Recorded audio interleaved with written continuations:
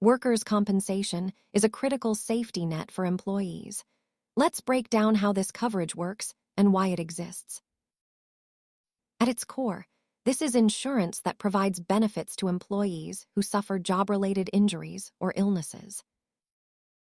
Most states mandate that employers carry this insurance. It is a legal requirement designed to ensure injured workers have support.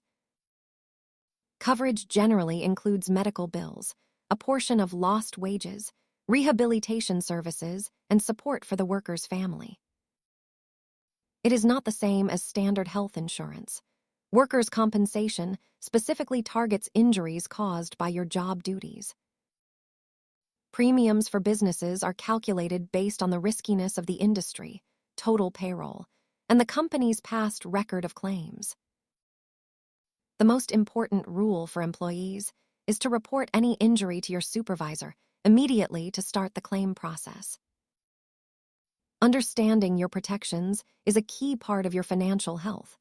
Check with your HR department for specific company policies.